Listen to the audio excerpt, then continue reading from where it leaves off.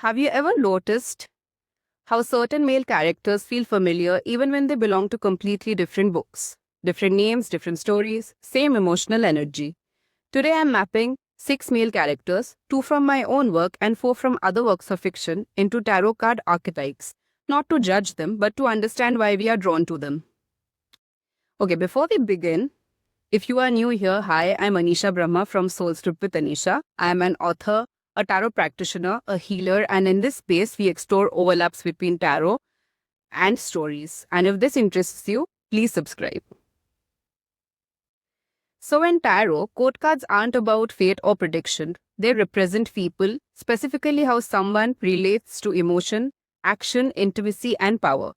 Think of quote cards as emotional maturity stages. So, I don't know if you've seen tarot cards. I will be showing them to you. There are pages, there are knights, there are queens and kings. I'd better get my tarot cards. Just hold on. So, pages would represent potential, curiosity, emotional beginnings. Knights represent movement, action, how someone pursues what they want, and oftentimes it is impulsively. Queens represent internal mastery, emotional awareness, self regulation, and depth. And kings represent external mastery, how someone leads, holds responsibility, and shows up in relationships. So when we assign a code card, when we assign a code card to a character, we are not saying that they're good or bad at all. That is not the intention. We are describing their relational style. So now we are going to talk about the 2 main characters from my books. And the first person who was obviously going to be there is Veer Bhattacharya. And he is the Knight of Cups. And this is because Veer carries so the reason why I say that Veer carries a strong Knight of Cups energy is because this is the romantic, the dreamer, the man led by emotion rather than structure. So the Knight of Cups moves through the world guided by feeling, by what feels meaningful in the moment. And in the light, Knights at his best, this archetype makes love feel poetic, intentional, and emotionally rich. And in the shadow, the Knight of Cups can idealize love without knowing how to sustain it. They fall in love with the experience of emotion and struggle with consistency when reality demands grounding. That is why this archetype is so attractive and yet so fragile. And in direct contrast to that, we have Zen from our series, and he is the Knight of Swords. Because this is mental speed, sharpness, and momentum, Knight of Swords men act first and process later, which is something that we see Zen do throughout the entire trilogy. At their best, they are decisive, intelligent, and fearless in pursuit.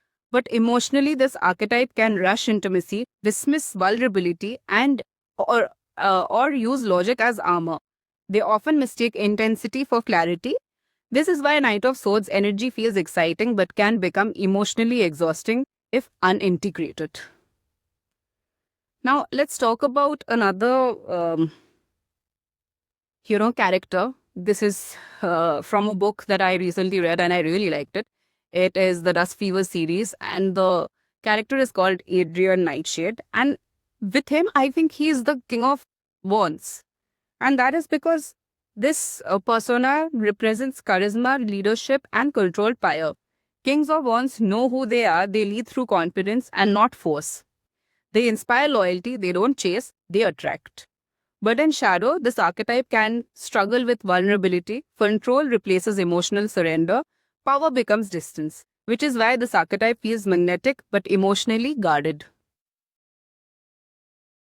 Now, when I was analyzing all these characters with the quote card archetypes, one person we cannot miss out on is Mr. Darcy. And Mr. Darcy is the King of Pentacles. And this is because this archetype expresses love through stability, reliability, presence, and not grand emotion. He values commitment, integrity, and consistency, but emotional restraint can misread as coldness. Pride becomes self-protection. King of Pentacles men don't fall fast, but when they do, they stay. And which is something that we've seen. In contrast to that, we have Jay Gatsby, and with him, I feel that he's the Knight of Cups shadow. And that is because his entire identity revolves around a romantic ideal rather than a lived reality. He confuses devotion with denial. Love becomes a projection, not a relationship. And this archetype is intoxicating because it promises transcendence but refuses grounding. And the last one that I have on my list today is Mr. Rochester. He is the king of cups but wounded. This is because kings of cups feel deeply but struggle to express emotion cleanly when unrelated. At their best, they offer emotional depth and loyalty. At their worst, they manipulate, withhold truth, or use emotional power to avoid vulnerability. This archetype fascinates readers because it promises emotional intimacy if healing occurs. Now, you might wonder, why are we drawn to these archetypes, right? So we don't fall in love with these characters randomly. We are drawn to the archetypes that mirror our own emotional needs, wounds, and familiar dynamics. So tarot doesn't tell us who to love, it just shows us what's familiar.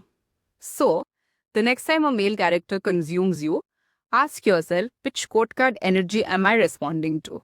And what does that say about the story I'm living or trying to rewrite?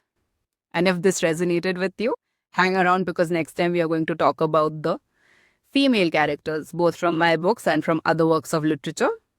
And I will see you in the next one. Bye.